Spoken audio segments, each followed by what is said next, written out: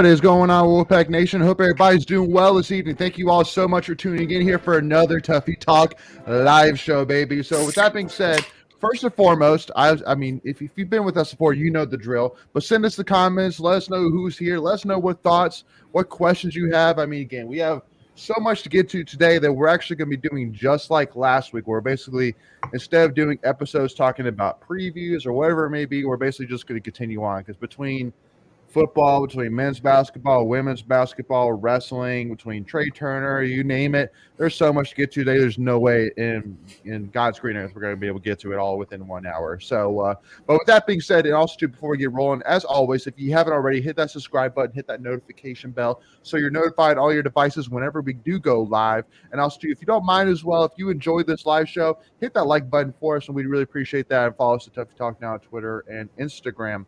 So, with that being said, I mean, you know, I guess how do we want to get through this first? I mean, first of all, Nick, obviously, Nick, Matt, in the comments saying, hope everyone's doing well. Appreciate you, Nick. Hope everything's doing well for you. Hope you're having a happy holidays so far, and Merry Christmas to everybody. And Southern Family saying, checking in from Reedsville. Hey, appreciate you, Southern Family, for tuning in with us. We hope that you enjoy it. And again, make sure any questions, comments, thoughts, concerns, whatever it may be, make sure to send those in the comments and we will get to them. But with that being said, I guess we'll just kind of take it from the latest to kind of work our way up. So obviously, you know, football. I mean, obviously, it's been a crazy 24 hours, to say the least. Obviously, the most exciting news for sure is the announcement of, first of all, I want to talk about Tim Beck leaving. I think that was definitely a big, shocking news for sure. The announcement of Tim Beck accepting a new position as the head coach at Coastal Carolina. And so Greg, initial thoughts. I mean, were you sad? Were you happy for him? Were you, like, what was your thoughts? First of all, I don't think it's a shock that he left. I think it's how he left is probably the more of the shock, right? I think more people thought he would be released from the staff and then would be a free agent instead of taking a head coaching job and kind of, you know, taking the guesswork out of it for us fans. So, I mean, obviously happy that he got I guess it's a promotion. I don't know how well he's going to get paid there, but it is a head coaching job, so technically it is a promotion. Yeah, but he gets $1 million for him, which is not that much more. Yeah. $1 million for 5 It's not much years. more because I think he was about 7.75 or 800,000 somewhere around there. Mm-hmm. So correct. So a slight bump, but it is a jump in stature. So good for him. Yep, sure. Making anything to add? No, I mean, I think it's good for NC State. You know, that's now 2 OCs under Dave Doran, who's got head coaching jobs. You know, Coastal Carolina's a respectable program at their level, and they've obviously done a really good job with the coach they had, who's now at Liberty. And I mean, I don't know. I mean, I'm fine with it. It's good that he's doing his own thing. I will say, I think fans are kind of going to be a little bit. How the word is, I think they're giving Tim Beck a little bit too much flack because he's really has developed some nice quarterback play NC State, and he's a good recruiter. Brought in some really good talent. That's right. I mean, I think people will say they want better, and things could always get better. Yeah, you could always be a top 25 offense, which we were last year. Right. So I don't know. I think people have a short-term memory, and they forgot what he may have done, and I think. I hope we're not wishing that we had him another year and we get somebody who's not as good. I hope that doesn't happen. I hope it's somebody that's going to blow him, you know, perform just as well, if not better. But I like Tim Beck. I think there's things he could have done better, like any OC, but I just hope we don't regret losing him. You know, if that makes sense. So regress, right? Well, the one thing which I immediately say to that is that one thing that Doran has always prided himself on is that whenever we lose somebody, he always looks for somebody better. He's said that publicly, that's what he goes for every single time. And I think he's for the most part done that. I mean, you know, obviously, you lost, Drinkwitz, and then Canada. And then you kind of work your way up, which I mean, you know, that's kind of arguable. But I would even argue more of actually before that. I was thinking of the first wide receiver coach that he had, that McDonald. No, before that, the very first one. That's the thing. I So don't remember even that far before that, back. Yeah. but Yeah. then they brought in McDonald, and that was definitely a step up. And Joker Phillips, obviously, that's debatable, to say the least. But again, I think that especially South Carolina. I mean, dude, they got freaking Dan Mullen as offensive coordinator. I'm like, dude, we need somebody like that, especially too, because I mean, I think any offensive coordinator would love to come in right now with the young core that we have right now. I mean, this is a great situation for a new offensive coordinator to come in and be like, hey, we can kind of mold this from the bottom. Michael, what's your thoughts? Anything to add on it? Yeah, I'm kind of along what Macon said. Kind of like, okay, yeah, we offense was bad this year. I mean, but the last 2 years, Beck's done a great job with the offense. There were a number of other factors besides just Beck calling the plays that went into the offense being bad this year. Yeah. But at the same time, he didn't get fired. He did get a head coaching job. So it's not like I don't think Dorn could have done much really. But I'm excited for a new opportunity. Well, I think Satterfield and him are kind of similar in the aspect where, and we're going to talk a little bit about Satterfield, but I think that both of them, they took new positions, but in all retrospect, they were already kind of on the hot seat anyway in the previous position. So go ahead, Macon. No, I just thought that was one thing I was going to bring up to the whole Satterfield hire. But to your question, the first wide receiver coach Dave Dorn had here was Frisman Jackson. God, that's right. Yeah, and I was going to point out, you made a point later. I think it's a fair point. So you think State has, in my opinion, has improved over time with their OCs. In my opinion, so they, your first OC was Matt Canada, and then you go to at the Steelers. Yeah, well, actually, I could argue that he had a dip there the 1 year when he did the double OC. But you had Matt Canada, then you had Elijah Drinkwitz, who's now the head coach at Missouri. Then you had that 1 year where it was that co-OC thing, which was not a good idea. That was a disaster. But he immediately got rid of it. Then he got Tim Beck. So I would say if you look at it in a certain way, I think there is a step, there is a progression there from OCs. So, one of them ended up being the OC, is now the OC for the Steelers. One is the head coach at Missouri, and one's the head coach at Coastal Carolina. Pretty good. So, sure. Yep. Yeah. No, and again, too, one thing which I do want to talk about, Southern Family puts in there screen to the left, 2-yard gain, screen to the right, 4-yard loss, is the one of the biggest things that stood out to me, which this was kind of a tweet of the week, but not really. Big Game Boomer, he put out a list of the top 50 offenses from the 2022 season, and to not see NC State's name on there with everything that we had coming into the season is like, I mean, again, I know all the injuries for sure, but just to not see our name in the top 50, offenses from one guy, again, it's just one guy. It's like a wow, that blows. Statistically, we weren't even close to top. That's not what 50, should so, be. Yeah, exactly. Well, I'm just be very curious to see who State gets, because with this transfer portal stuff, which I know we'll probably talk about, but they're going to need to move really quick because guys are waiting to commit, and you got to think with Tim Beck leaving, there's some good offensive players committing to NC State. How does that impact their level of commitment? People, don't think about all those dynamics. You got to, all high school players, they're not really, or I guess the transfers, they're probably not committing until you get a system in place and they know what they would be getting. So sure. I would imagine this week you're going to hear something from Dave Dorn. On higher. And just real quick, you brought up the incoming recruits. Early signing periods next week. Yeah. Sure. Or the week after. 2 weeks. 21st? I thought it was 15th. Okay, my apologies. So I mean, you're still only a couple of weeks out to that point. You're going to want to get someone in here rather quickly to shore up all of that mix of incoming and transfers. Which Dorn probably has an idea of who he's going to hire. For sure. For sure. It's probably all the red tape about ironing out the contract details, and with it being a public university, technically the jobs have to get posted, so there's all that and get approved. He probably already has a guy in mind. I also don't think that this comes to a shock either. I think Dorn already knew that this was going to be in the motion one way or the other, right? Yeah. So I he's probably 4 steps ahead of us right now. Yeah.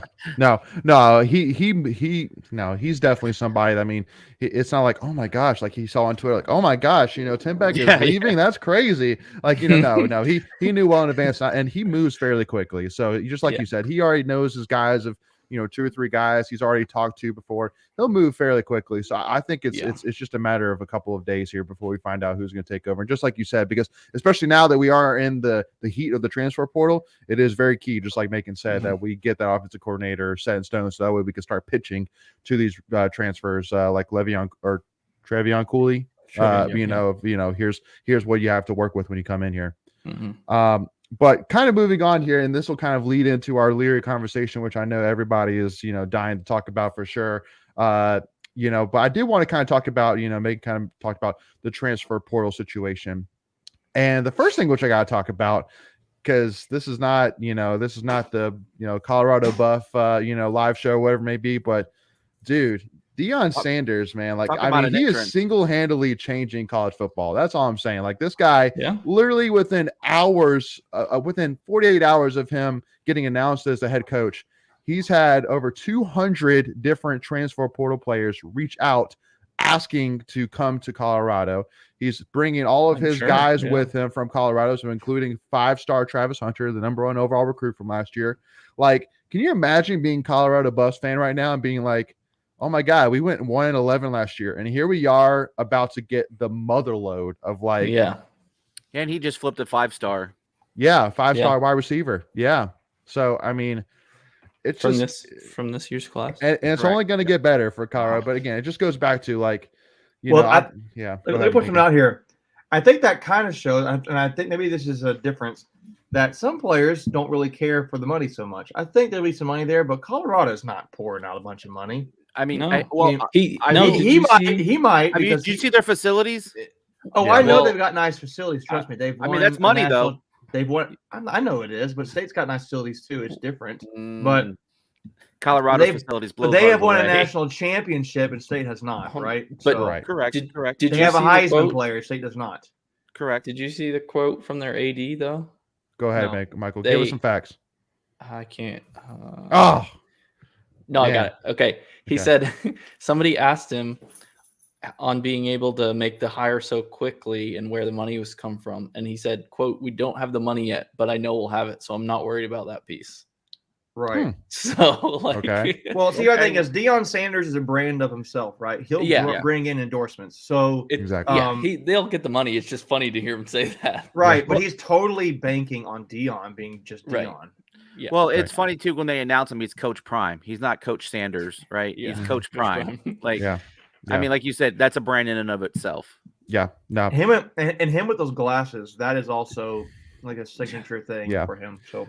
Now, I know we don't want to spend too much time necessarily on this, but it's just crazy. Like, for anybody who loves college football, like, it's like you've never seen anything like this before. Guaranteed, there has never been anything like this within the last 48 hours.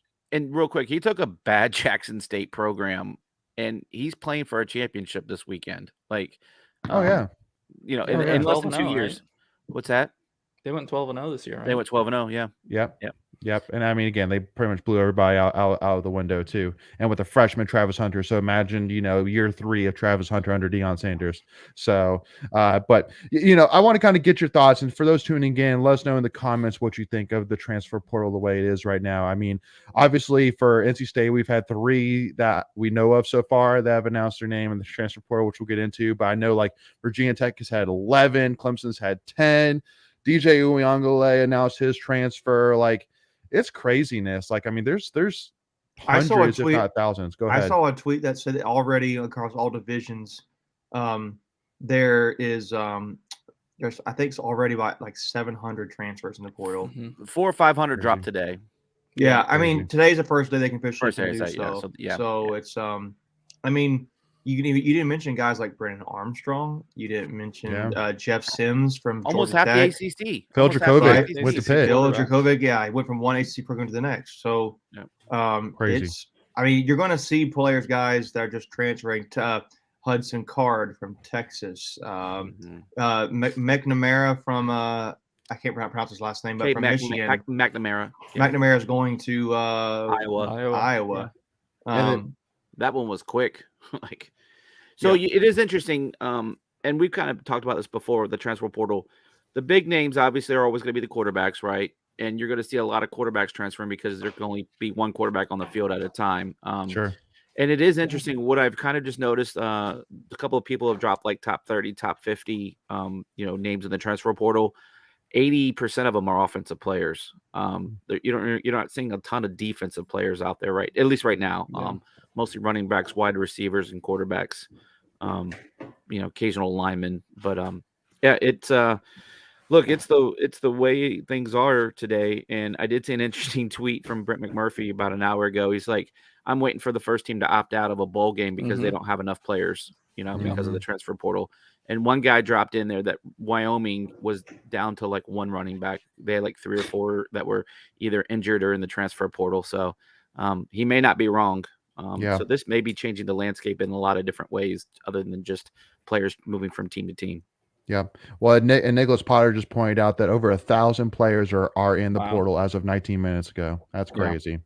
Again, it's just, it's never been anything like it. It's going to totally change college sports. So, again, it throws high school recruiting basically out the window, which is kind of unfortunate because, in my mind, just like, it seems like to me that basically now that for high school recruiting, you're basically going to focus on kind of the cream of the crop, and then anybody else that you don't get, you just kind of get through in the transfer portal. But then what about the 3 stars, the guys with like a J Sam, like a Garrett Bradbury, like a Bradley Chubb, who only got 1 or 2 offers? Like you're going to miss out on that. They might have to go to a lower level school, go the JUCO route, and to be honest with you, if you're a lower level school, It I don't know. Does that help you? Maybe I think it does, know. at least for a year or 2. Mm-hmm. But also too, I would say that again. I mean, then if you're killing it at a lower level, then it's basically like, okay, well, I'm going to go transfer transfer up to a big boy school.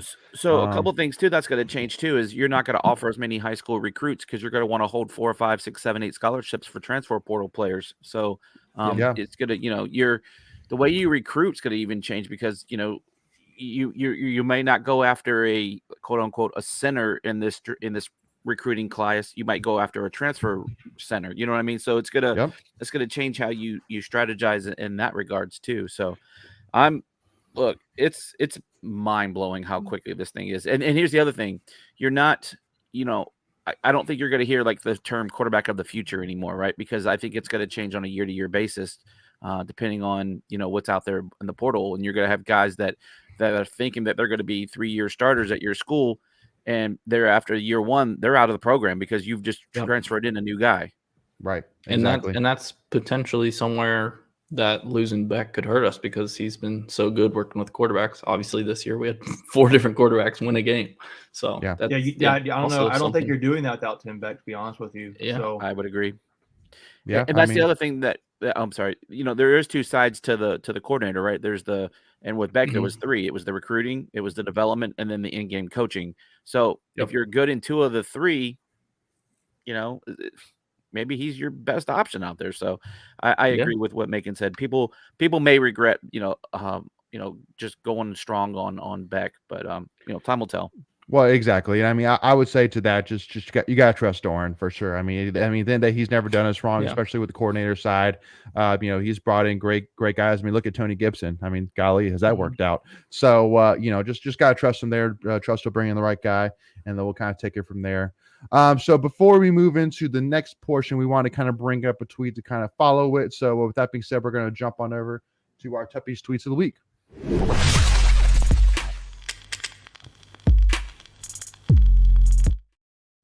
All right, so obviously the news today of obviously Josiah Provolone. I guess what it's funny. Didn't he originally come in as a wide receiver? Or am I getting him confused? He did. He was always been a wide receiver, right? Yeah. Okay. Well, just in this picture here, it looks okay. I guess special teams. He's on the outside. Yeah. It almost looked like he was lined up as like a nickel or something like that. Yeah, so I was like, huh. But yeah, no. Josiah Provolone, obviously in-state wide receiver. Now he is going to be transferring, and then obviously the gut punch of it all this morning of the announcement of Devin Leary announcing he is going to be putting his name into the transfer portal. And just like who was it that said it here? Squidhead said Devin Leary's already been announced pretty much publicly on 24/7 as the #1 transfer player on an ESPN article that they read that earlier today. So definitely crazy for sure. I mean, so kind of my thoughts on this is kind of two-sided. I mean, obviously a lot of this is speculation, but one side of me says maybe he did this not only for the benefit of himself, but for the benefit of NC State as well. And this kind of goes immediately into a comment that I made today when I originally heard the news about Devin Leary, which got a lot of pushback, which is this to me has a lot of Russell Wilson vibes to me. And let me explain that for those. So is that, first of all, I do want to say I completely agree that, I mean, obviously with Russell Wilson, there was a lot of pressures of that. He was looking to go to pro in baseball? Was he looking to come back? Like if in that, but also too, like, so let me kind of throw out a couple of similarities. First of all, I think it's pretty obvious that Doran prefers to run more of a dual threat offense. He prefers to have more of somebody like an MJ Morris, like a Jacoby Brissett, rather than a pure pocket passer. Now, I mean, if you have a guy like Devin Leary, you're not going to say no to it. You're going to design your offense around him, but it's just not his preference. And so same thing with the O'Brien era. You had Mike Glennon, who was basically a second coming, at the time looked at as a second coming of Matt Ryan, who he, went all the way to, top 3 in the country with.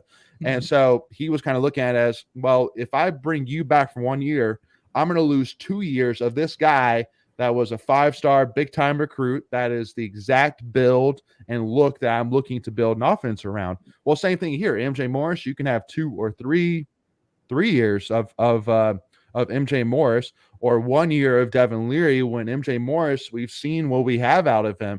And more likely, if we bring Leary back, MJ might transfer. So it's kind of it's kind of a weird circumstance. Now, I don't know if that necessarily went into Devin Leary's decision or not, being like, well, I don't really want to come back and, kind of murky the waters and be like, who the heck knows how this is going to come out.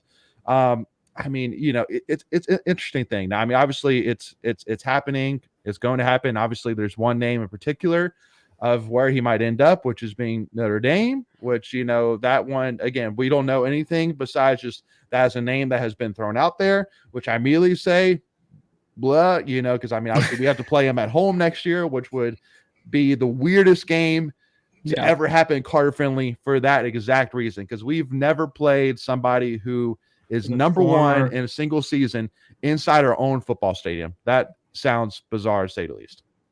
So, yeah.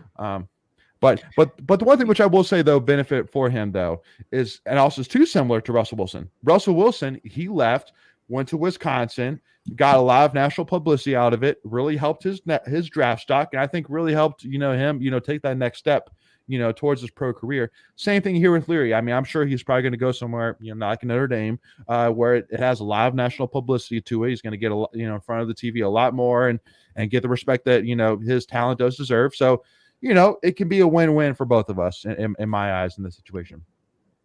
Yeah.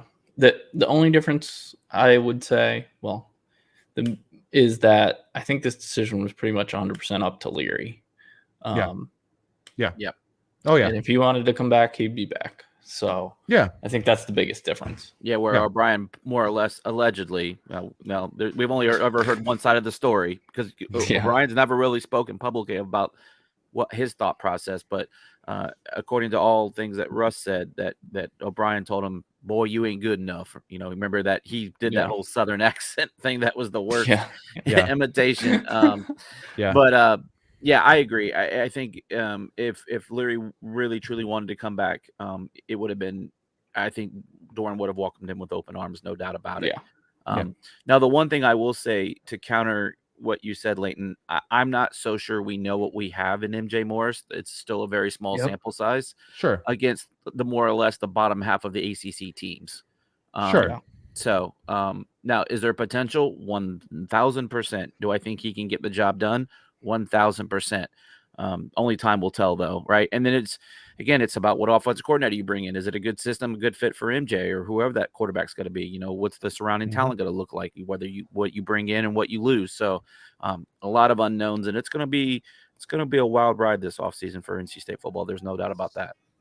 Well, and again too, I mean, I would say, I mean, even with Mike Glennon, I mean, he didn't necessarily. I would say actually, luckily enough with MJ, you actually have a couple of games where he started. While with Glennon, you didn't have that. So you were just going off of that. I mean, this dude's 6'8" and can throw a ball 80 yards. Like okay, he's pretty good. So, but yeah, no, the potential is 100% there. And I would say the biggest thing, which is kind of beautiful, is that Doran can basically go and find the offense coordinator which best fits his offense and best fits MJ. Yeah. There's not a question of, well, is Leary coming back? So do I need more of a pocket passer offensive coordinator, or do I need more of a dual threat guy? Like, we can come in saying you are going to quarterback MJ Morris. So that's what you're going to have. So, yeah. I think I will say, though, again, I think State still needs to go out in the transfer portal and get the best quarterback they can find. Absolutely. Because MJ does not need to think he's got this cat in the bag kind of thing. No. So, No, you want them to have that desire, right? That motivation. You don't want them to just kind of just settle back and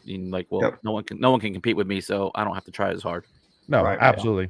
Not that I think he's that kind of kid anyway, but no, definitely not. Well, and again too, I mean, I think that for especially too, I mean, with how many quarterbacks there are in the transfer portal, I mean, sure, go after one, but now you know that, okay, I'm going to go get another dual threat guy just like MJ, so that way, if something happens to MJ, then we got a guy who fits right into the system we can throw right in.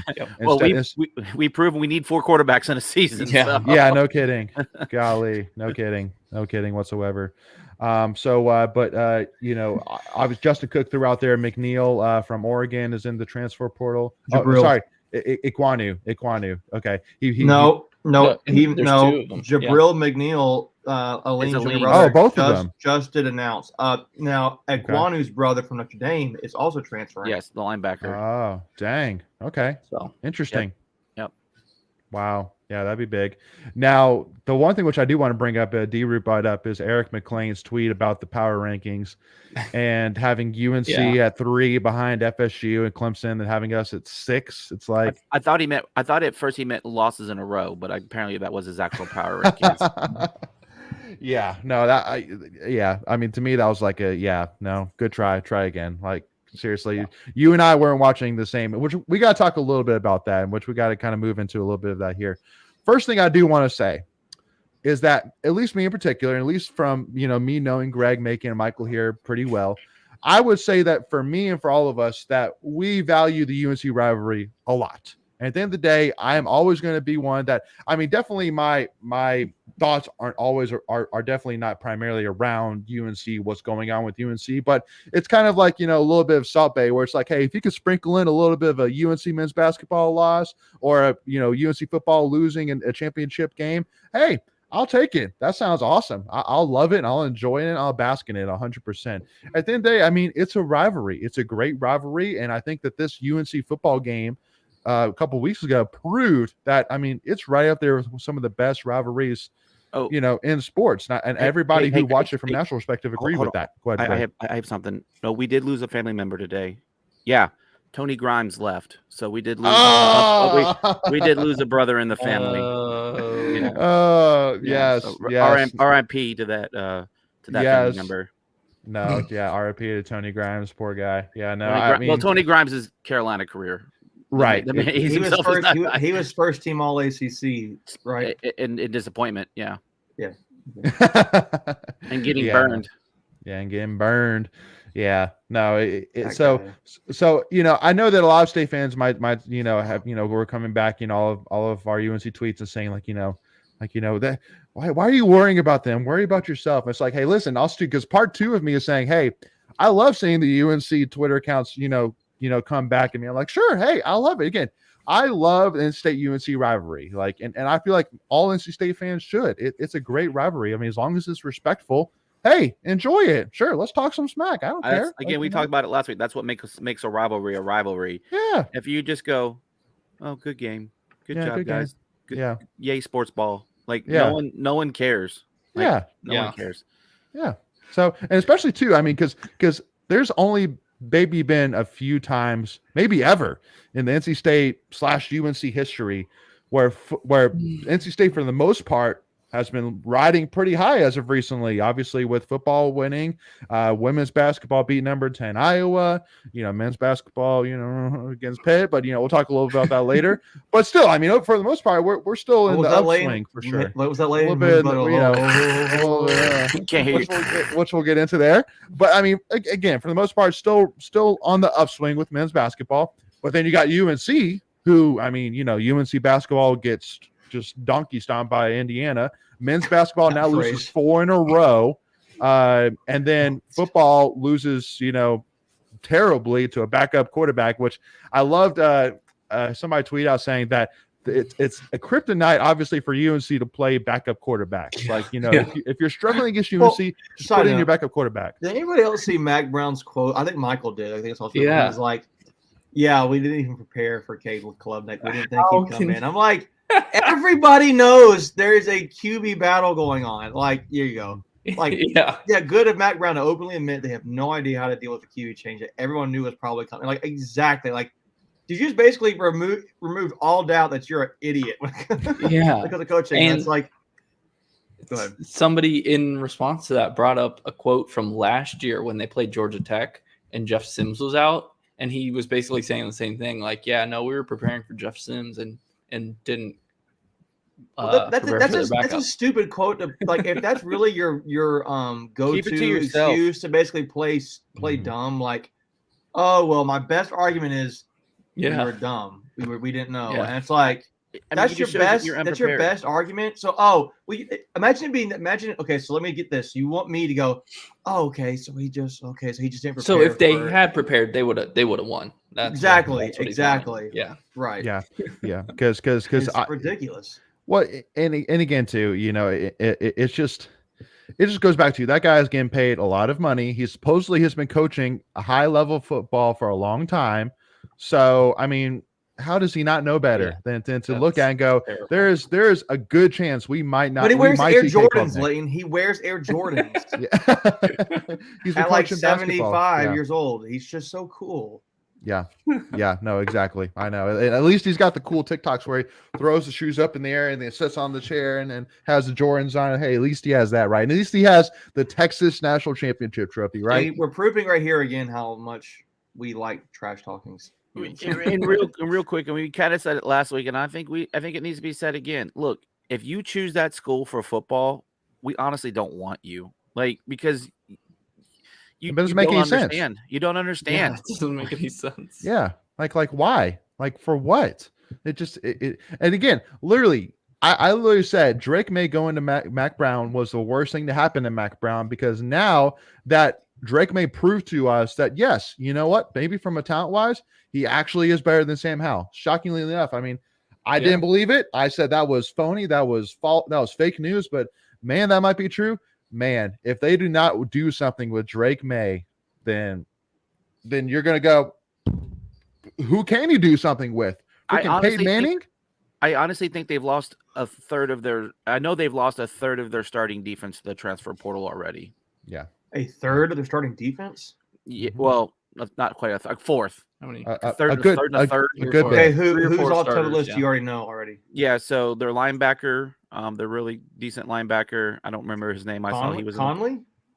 No, Dilworth. Rah. Yeah, Dilworth. Yeah. Oh, Dilworth. No, he was a guy State did recruit. I will say that. But and then Kelly, the guy that blew his hamstring out. No. Cameron Kelly. Yeah. And then Tony Grimes. So there's 3 already. Yeah. And there could be more, but those are just 3 that I saw right off the bat. So. Yep. And I know Greg too, by the way, and I'm kind of keeping up with it as well. The women's basketball you picked up game. On that on my iPhone. Yeah, I can see it from I got it on the TV too. Yeah, my apologies. It's not anything anyone has said. I'm not taking any bad takes off you guys. No, you're good. You're good. It's the frustration. Yeah, so I'm looking here. Jacoby Criswell, Raw Dilworth, DB Dontavius Nash, running back Devin Lawrence, who was Dexter Lawrence's brother. Yeah. And that was it. Is. But he left the family too. He left. He couldn't take it anymore. Yeah. No, and it kind of lends to So Nick asked the question: do we think Drake May will transfer? I mean, money talks, but that's the only reason he's leaving. Money talks. He's a UNC that family guy. legacy there. Yeah, the dynasty. No, he's not leaving. I mean, no, I don't think he's leaving. I think he's still got Phil Longo there. They still had the number one passing offense. Mm-hmm. It still blows my mind they brought back Chiswick. Like, he wasn't good the last time they had him. Why would you think it's going to be any different? And that's the problem. That's the problem. I mean, if he's there, he should stay right there. He can't be Superman all the time. He just needs competent defense, and he would be in the Heisman finalist, right? They just announced the top 4 Heisman candidates. He's not in there, and it's because their defense sucks. Trash. So Yep. I think the one thing that Carolina and State to a little bit of a degree, but I think the difference is Dave is willing to change staff. Mac is a ride or die kind of guy, and he's not innovative. He's not bringing in new, younger, coordinators and all that. He's just bringing in retreads. Whereas, Dave's brought in younger guys, and that they've developed into coaches. Like, when was the last Carolina coach that they brought in developed from a coach? From a coordinator to a head coach somewhere else? It hasn't happened. Yeah, so. No, that's true. That's a good thought. Well, and again, too, I think that, for one thing that's going to really hurt for UNC, actually, which is kind of a Sam Howell 2.0 a little bit here, is that Drake May is going to lose his number 1 and number 2 weapon. And when I say number 1 and number 2, I'm saying he was that good and he was that involved that, I mean, he basically was their number 2 and number 1 wide receiver in Josh Downs. That's going to be a big loss for UNC. Who was 2? Is Antoine Green leaving? Antoine Green, who's gone too, I think. You mean like going pro, he's graduating? He was being facetious and saying Downs was so good. He counts so good and so involved. Yeah. He was the number 1 and number 2 wide receiver for UNC. He was both options. He was both options for them. Because, I mean, Sam Howell kind of same thing, making, loves, taking that victory lap, saying, how do you have a guy that loses, 2 of his best wide receivers and his 2 running backs, and you're going to rank them in the top 10? And, I mean, same thing with UNC. It's like, listen, unless they bring a big guy in, man, Drake May is going to be, But see, that's the thing with the transfer portal, guys. Like, they are Carolina. They can offer money. I don't know how this is like, and you can literally say we had the number 1 passing attack. So, do you think wide receivers are going to come play there? Yes. So it's just a matter of. I don't think they should have. They should have no problem getting a wide receiver. Transfers. No wide receivers came to play with Sam Howell. When their 2 guys left, nobody transferred in to go play with him. Well, I can't think off the top of my head who those guys would have been, but I just don't think that the transfer portal this year is the first real year of the transfer portal, of where it's like it's not COVID stuff going on. It's I just think it's going to be a whole different ball game this year, starting this year. So we'll see what happens. We'll see what happens. Anyone with a half a brain, if you're State and you're going up to say the same wide receiver, and Carolina's using the pitch, well, we have the number 1 prolific passing offense in the ACC. If you're State, you go, they played in the Coastal, when they played 3 good defenses in a row, and I wouldn't even say Georgia Tech's that good of a defense. They had a good scheme. They had a good scheme, and but when they played the 2 best defenses in the ACC, they were junk. They were. What was Layton's word? They were donkey stomped. They were donkey. They got donkey stomped. Yes, sir. That's so funny. Hey, I love it. I love it. I love it too, man. You need to keep saying that phrase. That's you catchphrase it. Hey, I'll trademark it. Not a problem. But anyway, so I want to kind of get Logan Tate asked a question: thoughts on potential offensive coordinator for NC State. I know there's been a lot of, rumors, names thrown around, whether it's from Inside Pack Sports, Wolfpacker, Pack Pride, you name it. And again, that's definitely not our thing, kind of doing all the inside scoop. Again, we have full-time jobs that we do outside of Tuffy Talk, believe it or not. But Michael, who's one name that kind of excites you that's been kind of thrown around? So the number 1 name that I've seen the most has been, funny enough, the offensive coordinator from Coastal Carolina, Willie Corn. Yeah. So just do a little swapsies there. I like that name too, Willie Corn. That's a cool name. It's a fun name. Willie crack corn, and I don't care. If you look at Willie Corn, he was a player. He was a former player at Clemson. Yep. He's a young guy. I think he's 33 years old. Nice.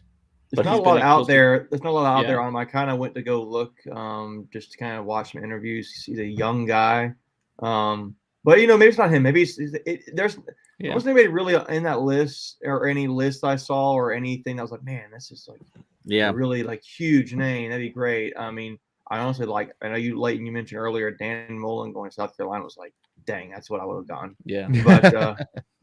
Yeah, I don't think we'll Dan see. Mullen would have came here. I'm not going to steal the thunder of some of these other sites who are listing it, but it's because they got really good content there. But there's some good names you guys can kind of search out here on social media and probably see some info dropped here. Now there's one that I haven't seen mentioned, but I think it's one that Doran interviewed in one of his other coaching searches, which was Seth Luttrell from North Texas, who just got fired after making the Conference USA Championship game.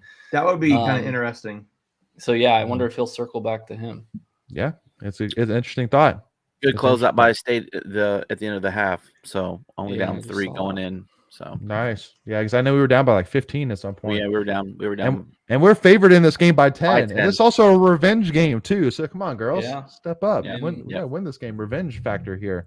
But by the way, you're killing me tonight because I have split screen on my ESPN app. I got the Bucks on one and State on the other, so I'm trying to. Okay. Too much overload. What's the score on the Saints Bucks game right now? 3-0. But the Saints are driving. I'm sorry, 3-0 Tampa Bay. The Saints are driving. Gotcha. First possession for them. So gotcha. Yeah, and then the last thing which I want to bring up in terms of tweets of the week here, I wanted to kind of bring out to kind of drive this home. So this is a tweet here from Des Fitzpatrick, which remind me, Des Fitzpatrick, I think he was a player at Louisville, right? Yeah, wide receiver Louisville. Yep. And he said, last thing I will say, talking about Scott Satterfield, when the South Carolina job rumors were floating around, aka for Scott Satterfield to be considered for the South Carolina job, that Shane Weaver got, he made us tweet about how well he was treating us. Wow. But wouldn't tell his players that he was leaving in person. He was never honest with us. See, stuff like this, I always wonder, I'm like, why would somebody tweet this out? Why would somebody lie like this, tweeting out? If it was a lie, you know what I'm saying? Like, What do you have to gain? Yeah, what do you have to gain? Yeah, it's probably true. Yeah, no. Coaches never talk about their like mistakes, hardly. Like they'll never tell you stuff like that. You never hear it. So it's almost like, oh, well, you're being a bad sport, kind of, and it comes across like that. I just don't see why you would. Yeah, like you said, what would you gain from lying about this? Yeah, exactly. I mean, they'll bash the players. You're sour grapes. You didn't do anything. You weren't productive. You were third string. So you're just hating on them. Yada yada yada. But I agree. Look, what's the point of putting it out if it's not true? Because guess what? If it's not true, there's 102 other players on that team that can come back and repeat that easily. Yeah, and it's like basically, it's not like he was at the school still, and he's trying to get him out. He just left, right? So it's like he's out of your program now. So why would you then take a shot at it? I don't know. I just think it was some legitimacy to it. Well, and again too, it just comes back down to, for me, a thought of that.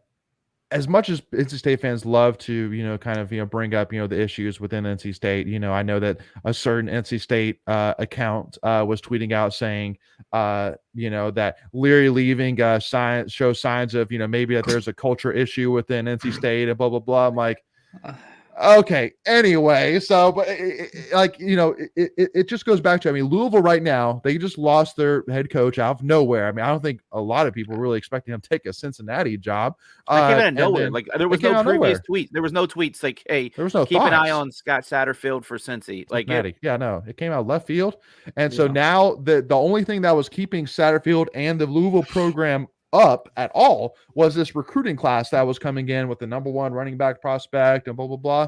Well, now that's more than likely out the window. By the way, there's a few players that State had recruited and offered that committed to Louisville too. So that's back in the air. So Louisville, if you're a Louisville fan right now, you're going, oh my God, this is terrible right now. And then you talk about Miami, who's just trying to row up an upstream, a downstream river right now, upstream. And then or whatever. Yeah, you got it right the first time. You know what I meant. And then like Wake Forest, they have 10 or 11 players leaving. You have Sam Hartman saying it to a microphone when he was asked would he consider coming back. He said, heck no.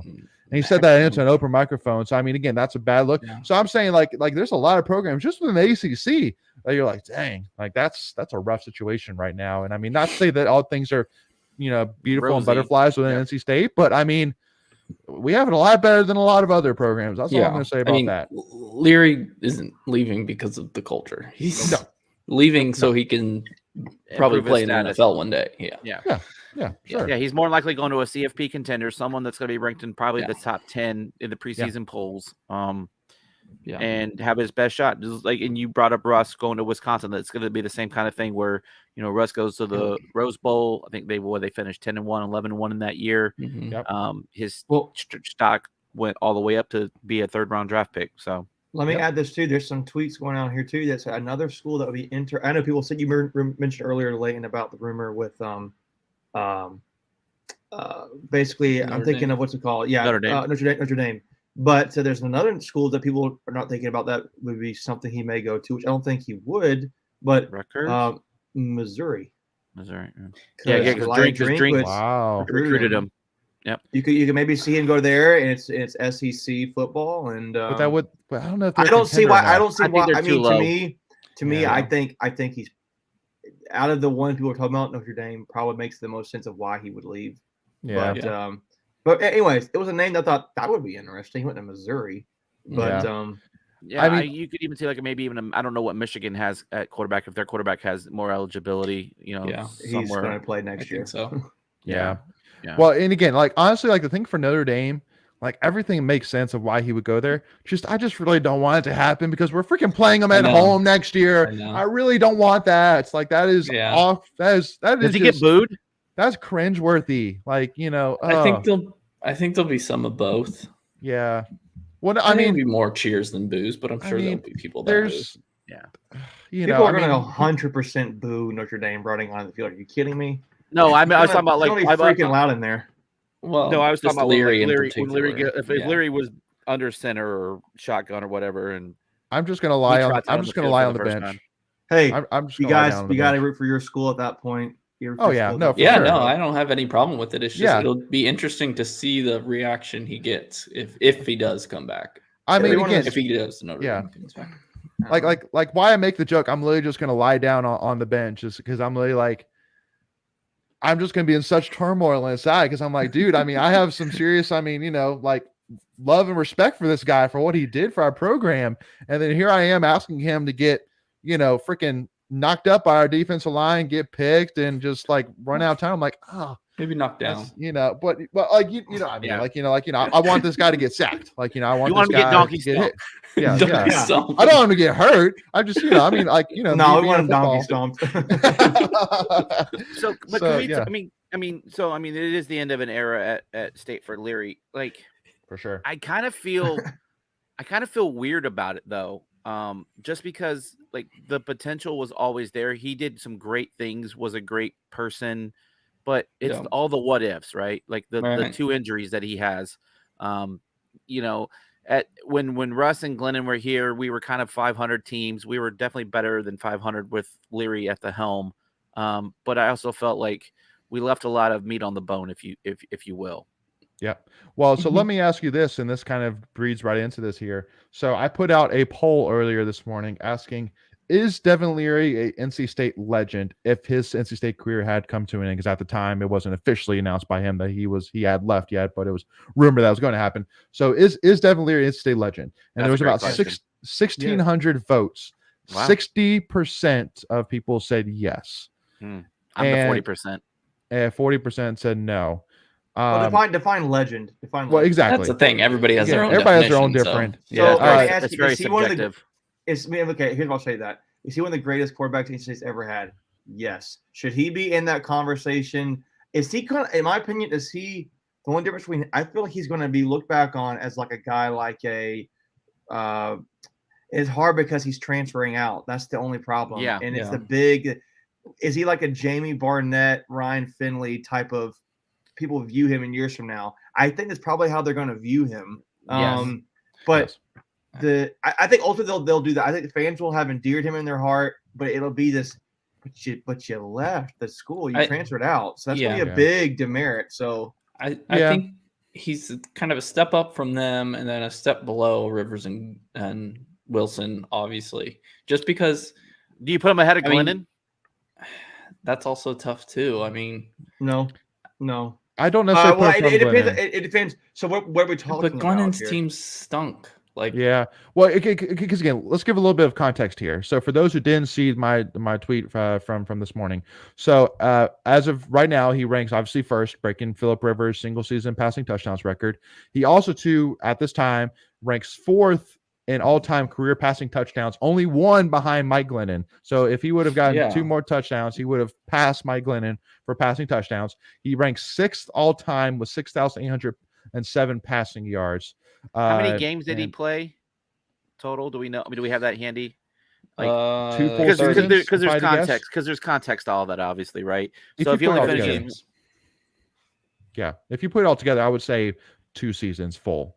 30 games. 30 games. Okay, it's 2.5 seasons. What did Glennon have? 2 full seasons.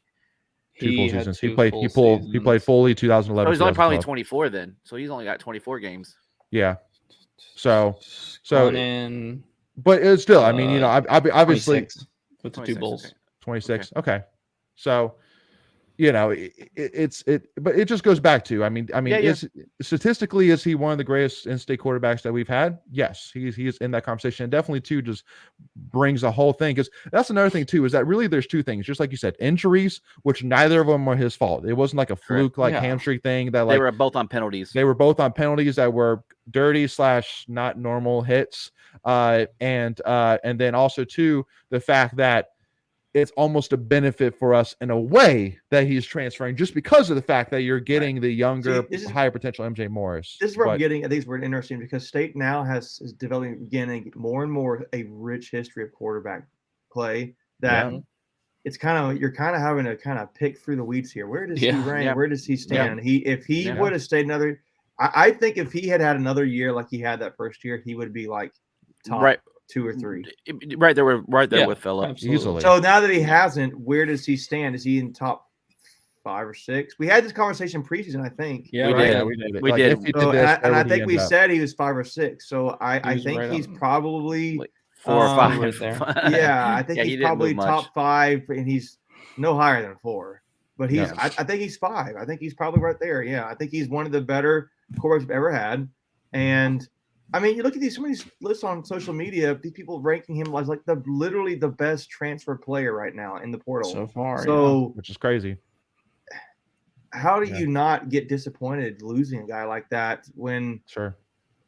I don't know. I will say that you kind of torn because the offense didn't look so great this year with him, and it looked better at times with other guys in. So, is that him? I think it's a combination. Is it Beck? But.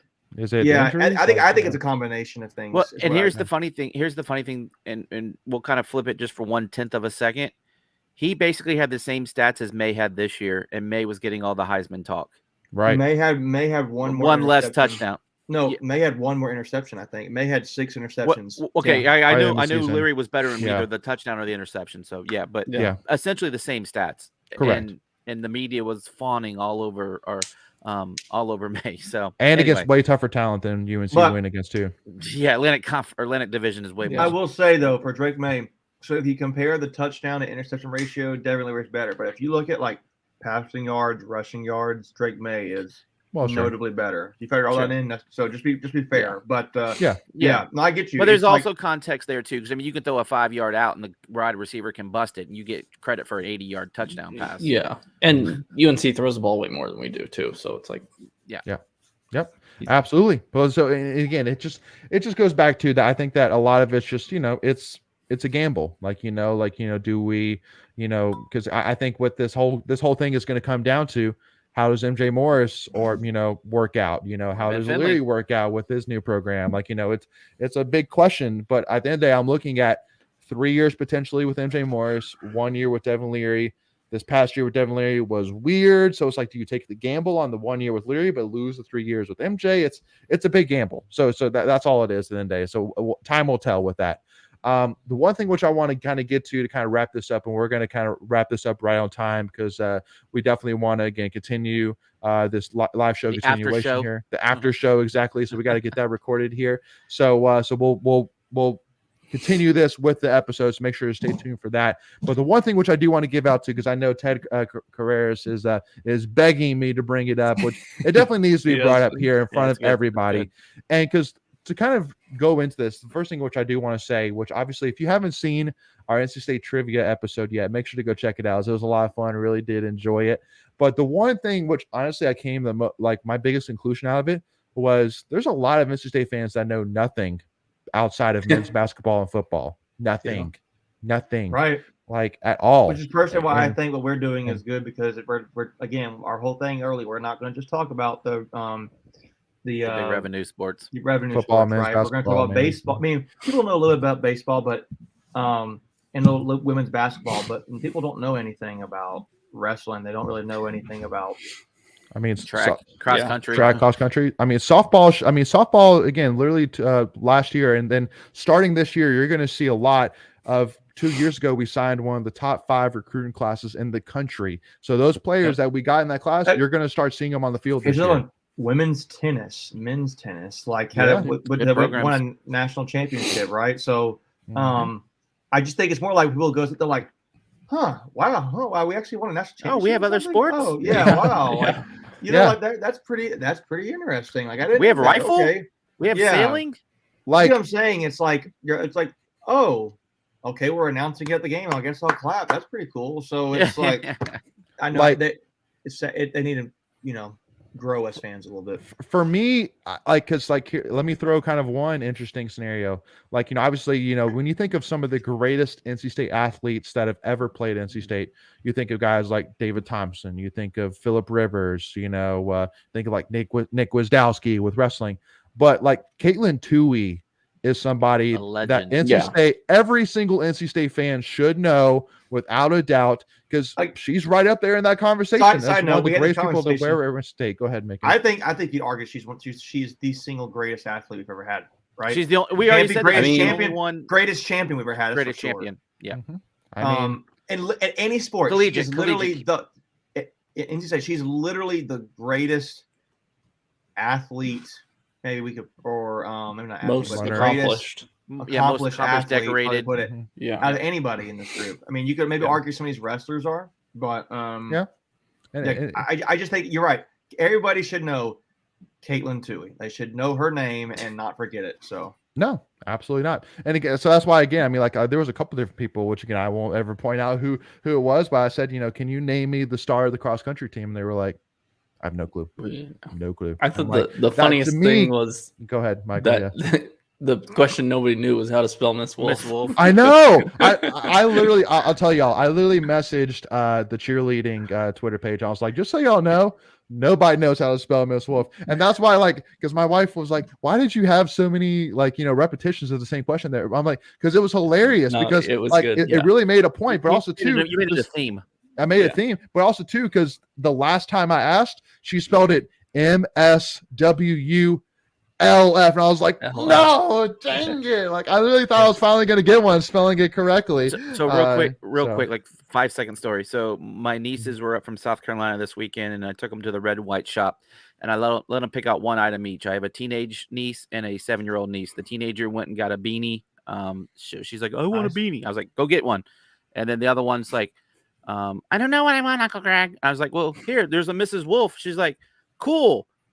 Okay, I'll get that. And she got one, and then she named it like something in the car. I'm like, no, it has a name. She has a name. It's Mrs. Wolf. I said, you know how to spell it? She goes, WOLF. I was like, no, it's Wolf. WUF. Give me the meaning back. Yeah.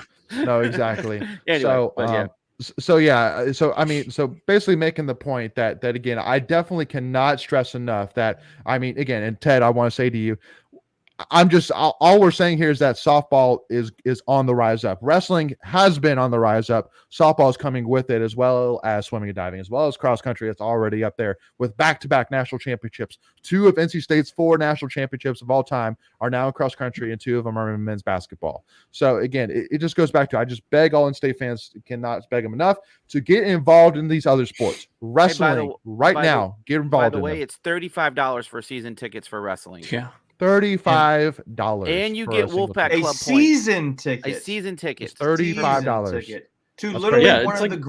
one of the greatest dynasties State's had in a sport. Yeah. And it's at Reynolds, so you That's can worth go hang it out to in Reynolds. to buy it just to get the points, That's like what towards I'm your saying. football Yep. tickets. Yep. And I didn't even think about that. That's a good point. And then as another side note, State women's basketball has just taken the lead. Yep. Let's go.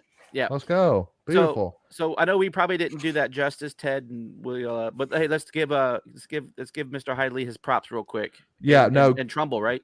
Trumbull, you got it. Yeah. So Trent Hidley and Isaac Trumbull. So for those who don't know, NC State Wrestling competed in the 2022 Cliff Keen Las Vegas Collegiate International. So it's basically kind of like a national championship version, where basically all these different teams bring their wrestlers and they compete, basically a tournament against each other. And Trent Hidley and Isaac Trumbull in their weight class, I think Trent is in the 184 and Isaac's in the 197, won their respective weight classes. So basically establishing themselves as one of the definitely top 10, definitely top wrestlers 5 in their weight class in the country. Yeah, potentially 5 as well. But even 2, Andrew Davidson, who was an underclassman, actually, he was super impressive. And Ryan Jack, there's only one wrestler that we have right now that is competing as a starter that is a senior. We only have one guy that is starting right now that is a senior. And all of the wrestlers are in the top 25 in the country in their weight classes. I mean, that's what we're saying. And that on top of Pat Popolizio he's probably in his early 40s, or late 30s. Yeah, he's not. And don't shoot me, Pop, if you're actually in your younger 30s. I'm sorry about that. 25 years old. I'll get it for you real quick. He's at least in his late 30s. I do know that. But I mean, he's going to be NC State for a long time, folks. He's already said that I'm not looking to go to a Penn State. I'm not looking to go to Oklahoma State. He could have, but he said, when somebody asked, are you going to leave for one of the big guys? He said, and I quote, "We are one of the big guys." I'm not going to go anywhere else. I'm going to get exactly here what I'm going to get there, and even more, because this is my program. This wasn't somebody else's program. So, again, I just cannot say it again. Get involved, whether it's baseball, softball, wrestling, tennis, gymnastics even. My wife and I love going to gymnastics meets. Got to definitely go support them. So support all NC State sports. It's cheap, just like Greg said. $35 for a season ticket for wrestling, and you can get just as great of deals for any other sports. And they go, hey, they're all Wolfpack Club. He should be early 40s. He graduated in 01, so he's probably 21, 22 when he graduated. So you're at 21 years from there, so he's probably anywhere from 41 to 43, somewhere in that neighborhood. So that was probably close enough. Yep, close enough. Yeah, Macon, go ahead. What was your point? I don't remember. You guys keep going. I can't remember. Okay, it's all good. All right, Wolfpack Nation. Well, first of all, I do want to say once again, thank you all so much again for your support. We hope that you're having a great holidays and Merry Christmas so far. And again, we're so excited here to obviously, again, we're going to talk a lot about the Mayo Bowl and the upcoming game against Maryland here in the Tuffy Talk continuation. So again, and we have men's basketball to talk about too. Men's basketball, definitely got to talk about that too. And obviously talk about Trey Turner as well. So if you want to make sure you don't miss out whenever we release those episodes and any other episodes, any of our watch parties we're going to be doing more of, any of our live streams, all you have to do is click that subscribe button, hit that notification bell, which is free to do. And that way you're notified on all of your devices whenever we go live or release any episodes, whatever it may be. And if you enjoyed this episode, if you wouldn't mind, please hit that like button so that way we know that you enjoyed it, and we would really appreciate that. And also, too, if you haven't already, followed us at Tuffy Talk Now on Twitter or Instagram. We appreciate that as well. We'll see you all soon. Thank you all so much for your time. And as always, go Pack, baby.